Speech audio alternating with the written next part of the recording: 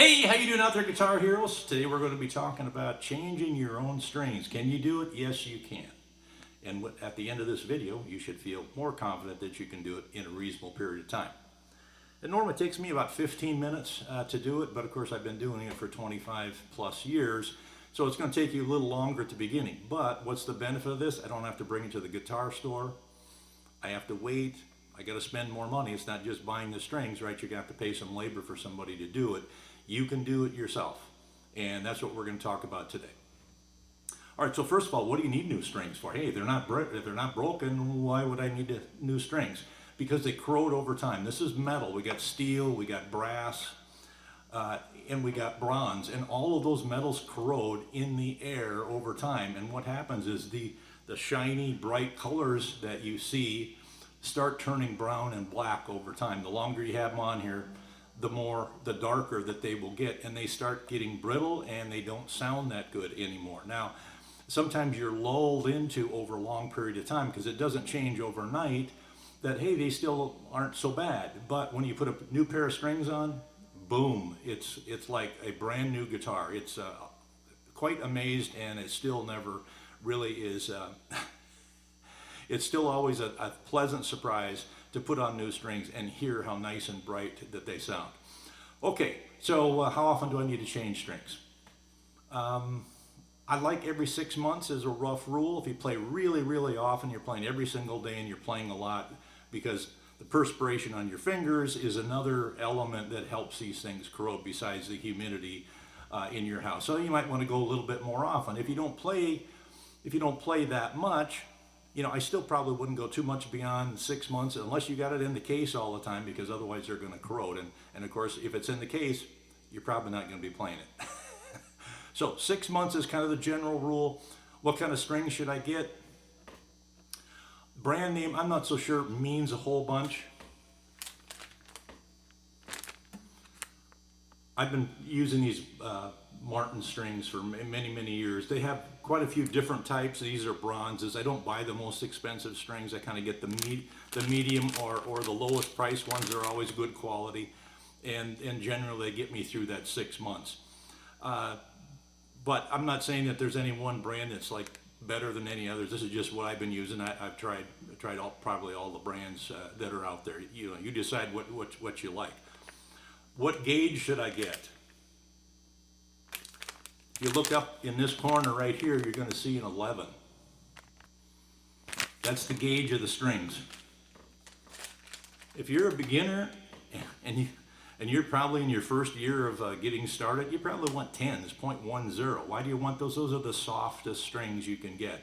So if you're going to complain about, hey, the tips of my fingers hurt, don't get heavier strings than 10s. Those are fine, okay? After you kind of graduated from beginner status, and that could be a year or it could be 3-4 years, then you want to move up to 11s. And generally, that's where I stick right now. I've tried 12s. They're pretty heavy. What do you get from them? Maybe a little more volume, maybe a little bit more bass, but they're a little harder to play. They don't bend as easy because they're heavier gauge strings. Okay, so what tools do I need then for changing my own strings? Okay, first one, safety glasses. Safety glasses, we're dealing with wire at high tension, and if that pops and goes towards your face, as your mother said, it could take an eye out. So safety glasses is a very good option to have on. I like to use a capo.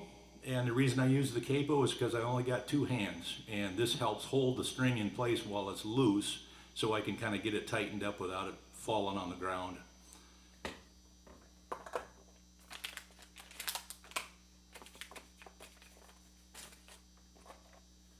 You might want to use a pin puller. Okay, the pins on some guitars will come out with your fingers. Other times they won't, and this is it's a little plastic thing. They come right out with this, and it's better than using pliers, because then you're going to have those teeth marks on your nice pins, whether they be plastic or you've moved up to ivory pins. You need a wire cutter. Okay, here's a little wire cutter that I use. You have to trim the wire so it doesn't get in the way or keeps you from getting injured, or others that are messing around with the head of your guitar. And last but not least,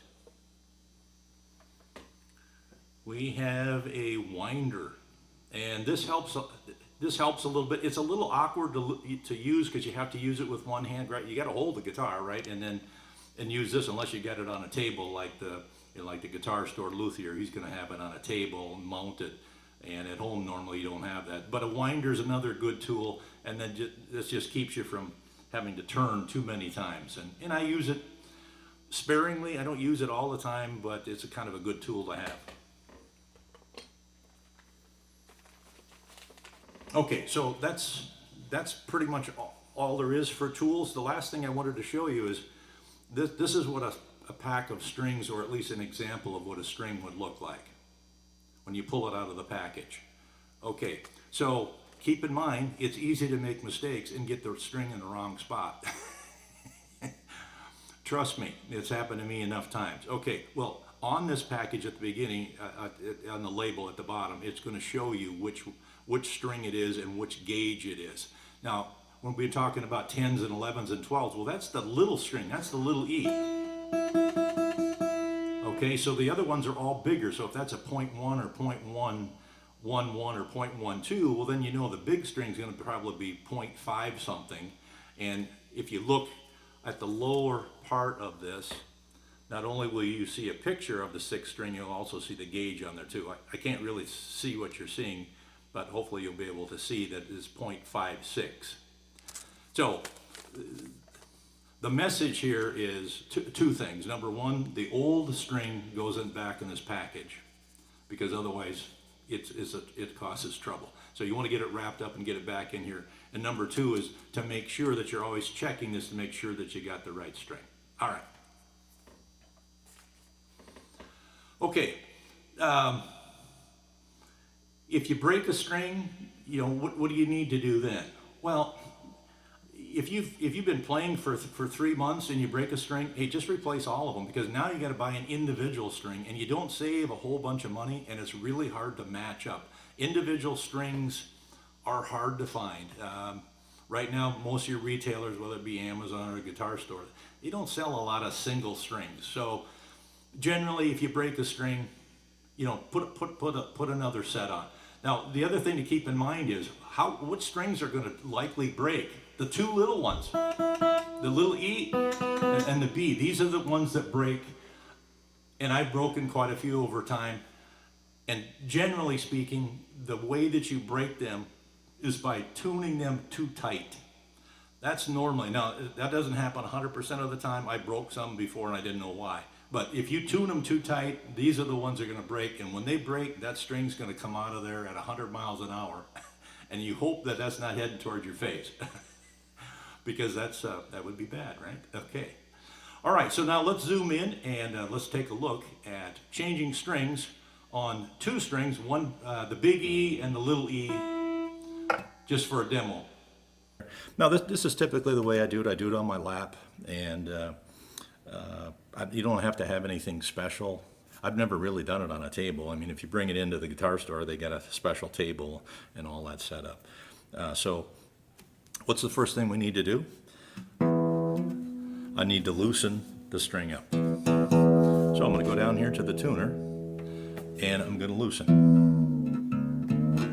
Now, it's really important that you hit the string as you're loosening it, because you need to know if you're tightening or loosening, and you won't know if you're not playing the string. Okay? So we can turn that. So did I need a special winder to just do that? No, that's not that big a deal. Okay, now we're down on this end, and we're going to pull this pin out. Okay? So fortunately, these come out pretty easy. And there's a little pin, and you'll see that there's a groove in the pin, and that's where the string kind of sits in that when we put the string back in. All right, so let's set that down over here and put the safety glasses on. Okay, so I pull this thing out, and you can see on the end here we've got this little ring. Whoops, let me slow that thing down here a little bit. I got this little ring, and that's what the pin's holding down. in the hole down here. I also notice that there's a little groove that the string is made right here. And generally you want to make sure that the groove, that it's back in that little groove. Now these grooves are being made by the strings. This little bridge does not come with grooves in it. Because what really spaces it up correctly is down here on the nut. That's what really spaces up. It's got to be in that spot. But you want to kind of check down here just to make sure it doesn't get over, because sometimes it'll get over to the side and start its own little groove, and you don't want that. Okay, so then when we get it down here, if I can get it in the right spot, then I'm just going to unwrap this.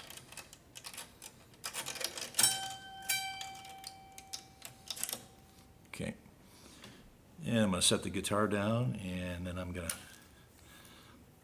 wrap this thing up so I can get it back in that paper and it doesn't get lost. Sometimes these bigger strings are a little bit easier to find on the floor, but if you drop one of the thin ones, I've lost them, and I come and find them like a week later. And if you got little ones around the house, grandchildren or kids, be careful of leaving these things around on the floor. Okay, so then we're going to grab our brand new string. Okay. And again, keep in mind, these things like to fly apart. And that's why you got the glasses on, because you don't want this little thing here that's super sharp to just poke you any place. All right, so we're gonna unwind it. And on the big strings, the first thing I'm gonna do is I'm gonna get rid of this thing here, because it's kind of dangerous and we don't really need it. So I'm gonna cut that. I'm gonna cut that thing off. And then again, this one, I'm going to fold it, bend it a couple of times. It's a lot easier to find. Otherwise, if this ends up on the carpet, like I said, they're really easy to lose. I'll put that in the package with my other one that I'm going to discard. Okay, so there's our string. Now, you might be saying, well, Gary, how come you're not taking all the strings off at once and putting them on? Well, you put too much tension on the neck. See, the neck has got all this pressure from the strings pulling it up like this. If you take all of them off, you're going to find that you could really have difficulty getting the thing tuned, because then the neck gets destabilized. So I like to do them one at a time. For two, you could probably do a couple at a time, no more than two. I certainly would never recommend that you take all the strings off, only because I think you'll have more difficulty getting the thing tuned up. So I usually try to do it one at a time. The reason I do that is because I don't get mixed up. If I get interrupted, I might forget where I'm at and make a mistake. So it's a little bit easier just doing them one at a time. All right, so first thing I'm going to do is I'm going to stick this wire down in the hole. It doesn't have to go very far, maybe like an inch or so. Okay, and then I'm going to take the pin. And let me tip the guitar up here a little bit, a little bit easier to see. Oops. Okay, so the groove is going to face this direction because the string is going to be in it. So you kind of want to get the groove lined up with the string. So I push the pin down, and then I want to pull tight here. Okay. The reason you want to pull tight is because you want to make sure that it's not going to slip. So you pull that thing tight, and then we're going to kind of lay it in its slot down here on the nut. Try to lay it right in the slot, and then this is where I use the capo. And the capo can be pretty much at any of these down here, just so it's kind of out of the way. The reason I put it on there is because otherwise this string can fall down, and this gives you a little more stability. It also then kind of protects you a little bit from the string popping out under high tension and hitting you in the face. Okay, so now we've got the string in the groove here, and now we want to put it on this post right here. So the first thing to make it easier is turn the post so that the hole that's in this thing that we're going to put the string through is facing down. You don't want to start it sideways. This makes it a little bit easier. So we're going to turn that around until we get it to face down. Okay, so once we get it to face down, now we want to stick the wire through the hole.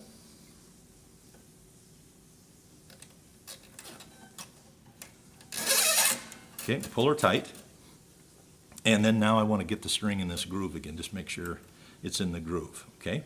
And then I also want to make sure that I've got it in the right spot here. Now, as you can see with the other ones, it looks like we're going to end up winding clockwise. We're going to wind clockwise because that's the way the other ones are lined up, okay? So I start by giving myself, let's see if I can do it this way here maybe. Yeah, there we go. Okay. So I start by giving myself approximately how much do I need to wrap on here. So I pull this thing back, and you know, you kind of have to guess a little bit on here, but you know, I'm gonna give myself a loop about this much. And then in this case, so I don't goof up and cut it too short, I don't want to cut this thing now because I might goof up on it. So I want to make sure I'm going to bend that up, bend it up so it's sticking straight up. And then I want to start my wraps from the top and wrap down if I can. Okay, it's not absolutely critical, but it's better that the string is lower on the fretboard to get in here rather than at the top of the pin. So all of our wraps are going to be below the hole. Okay, and we want to make sure that we're wrapping the right way, and in this case clockwise. This side, of course, would be just the opposite. Okay, so I'm going to kind of wrap that around a couple times here by hand. Whoops, there it popped out, and there's a good example of what happens if it's not in its right spot. Groove there, okay. All right, and I gave myself maybe a little less than I needed there. Okay, I'm just going to snug it up tight here, hold that down with my thumb, get this back in the groove here. Put this capo back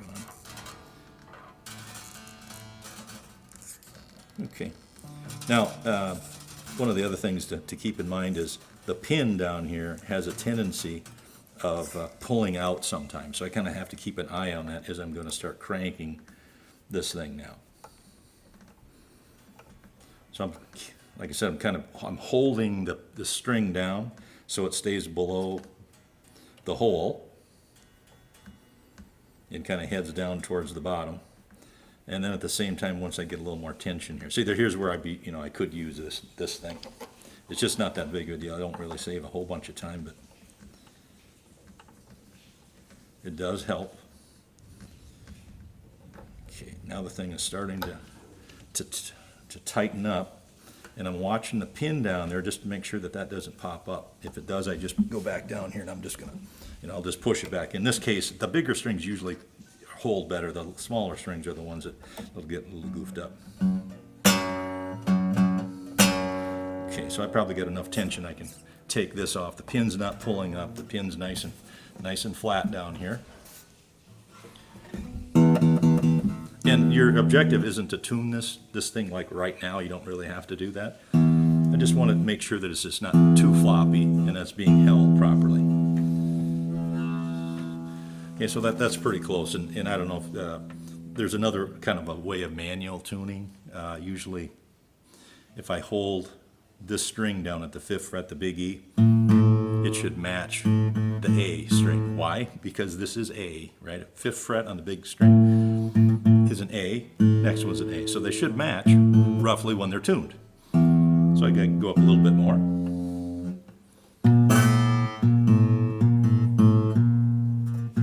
Probably close enough for now. Okay.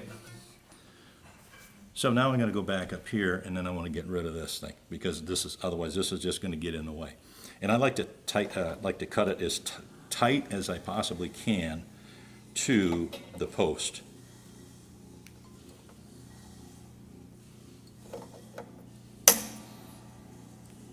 And why is that? Because those things are sharp on the end.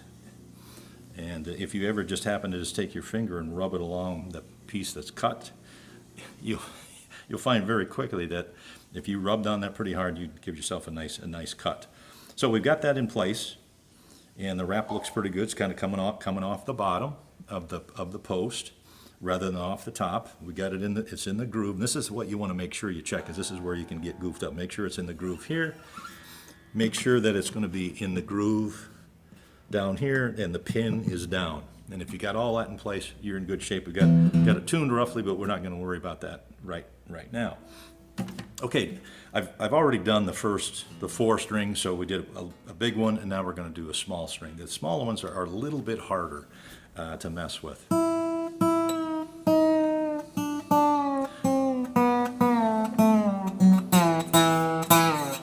yeah, you usually have to get this really loose before the pin comes out. Sometimes it gets stuck down there.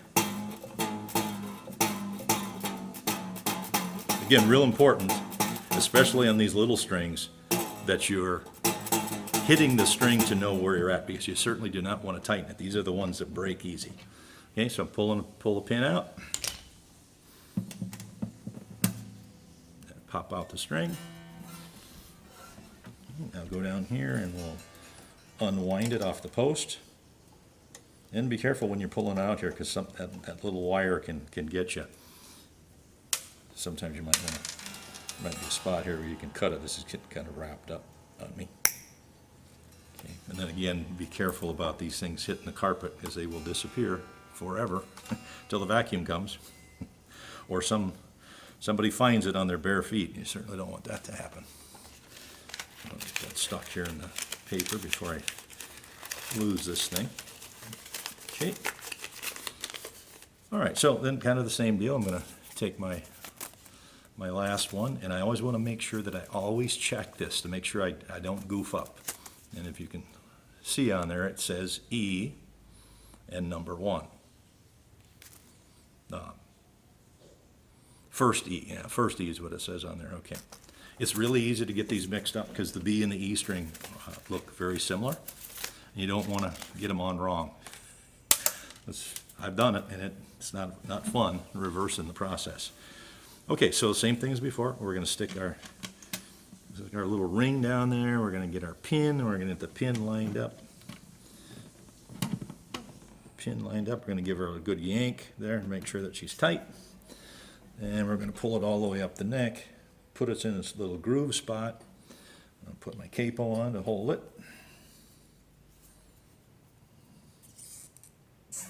Okay, so now it's being held in place. Again, I'm going to move my tuner here so the holes are up and down this way rather than from the side. Okay, now this usually has an awful lot of extra wire on it. So I'm going to pull it through here. Pull it through it all the way. And then I'm going to pull backwards to roughly get my number of wraps. Now, it's more important that you get more wraps on the little strings. They require more wraps. They're easier to slip. The big ones don't need as much. I'd put at least 4 wraps, 3 to 4 wraps on the big ones. And then the smaller ones, I would put more wraps on them because they have a tendency to slip if you don't get enough on there. So I don't want to cut this right off the bat because I'm not really sure where I want it to be. So I'm going to pull this thing back, give myself this little loop, okay? And then I'm going to bend this up so it grabs a little bit. If you don't bend this thing over, then it has a tendency to pull out, okay? Now on this side, we're going to go counterclockwise.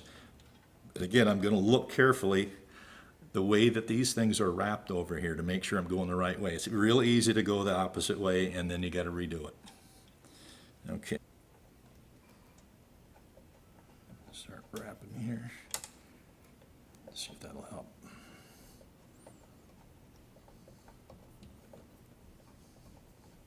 So you got to be a little bit more patient with the small wires. Just a little bit easier, or they're more difficult to control than the big ones. But patience, you get it.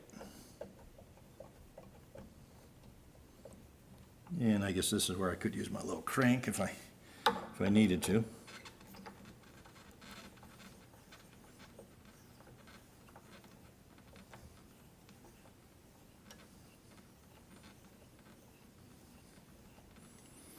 And if I didn't have quite so many wraps, it wouldn't probably take quite this long. But I'm trying to put as many wraps on as I can to make sure that it doesn't come off. But I'd say at least 6 wraps probably on the small strings to make sure that it doesn't get goofed up on you. And I've got quite a few more than that on here. Gave myself a little bigger loop than I probably needed to have.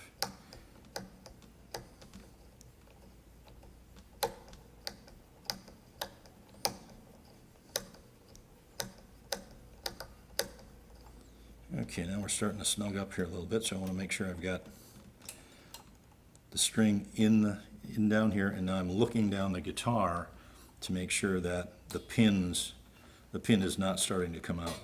And it's always a good then to kind of flip the string a little bit here so you kind of know where you're at for tightness. And it'll slip a lot. It'll take a while. Sometimes you'll think you got it tight and then it'll loosen back up on you. and that's normal, but that happens.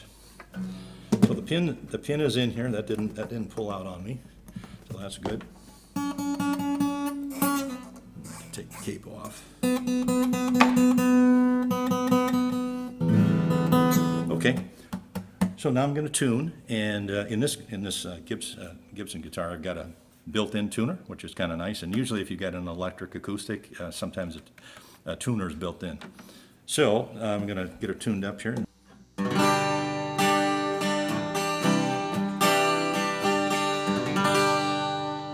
All right, and it sounds like a brand new guitar once you get it tuned up, but there are some things to keep in mind. It's probably going to take a few days or more, maybe up to a week before these strings settle down. They stretch over time, so what that means is you're going to have to retune. And I would retune, you know, like well, as soon as you hear it, it needs a retuning, but it can go out of tune very quickly. You probably want to retune multiple times during, you know, like an hour session if you're going to play.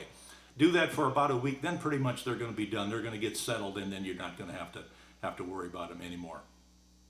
So I hope you got something out of this lesson. Take it easy out there, and we'll see you next time with new strings on your guitar.